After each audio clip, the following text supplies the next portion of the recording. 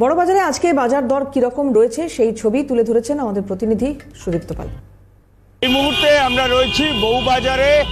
শীতের আমেজ কিন্তু এখনো থাকলেও প্রায় যাই করছে শীত, কিন্তু শীতের সবজির দামে কিন্তু তেমনভাবে প্রভাব পড়েনি।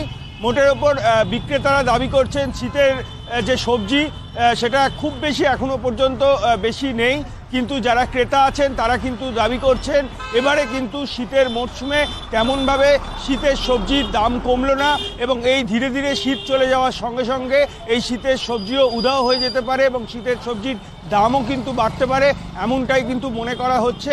আপাতত কিন্তু বেশি দাম হলেও সেই দাম দিয়েই কিন্তু ক্রেতারা শীতের সবজি কিনতে বাধ্য হচ্ছেন, কারণ আর খুব বেশি দিন কিন্তু এই শীতের সবজি বাজারে কিন্তু সস্তা আর মিলবে না বলেই মনে করছে ক্রেতা বিক্রেতা সকলে। এই মুহূর্তে আমি একজন বিক্রেতার সঙ্গে কথা বলবো।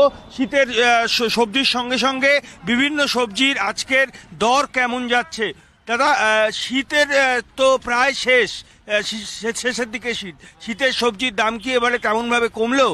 কমেনি, এখন বর্তমান আগের থেকে একটু কমেছে, তেমন ভাবে আগেকার মতো সেরকম আর কমছে না।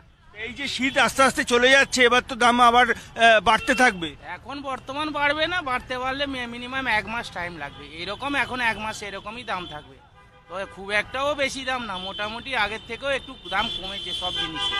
কি দাম যাচ্ছে আজকে আপনার? বেগুন 30 টাকা, সিম 30 টাকা, টমেটো 30 টাকা, পালং শাক 20 টাকা, মূলো 25 টাকা, কুমড়ো 30 টাকা, মটরশুঁটি 40, ফুলকপি 10 টাকা পিস।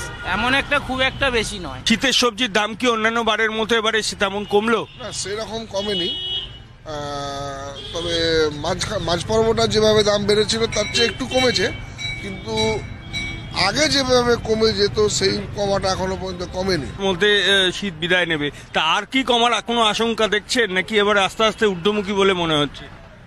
আমার তো মনে হয় না, এই সরস্বতী পুজোটা যাওয়ার পর থেকে আমার মনে হয়, তার আগে থাকতেই দেখবেন বাজারে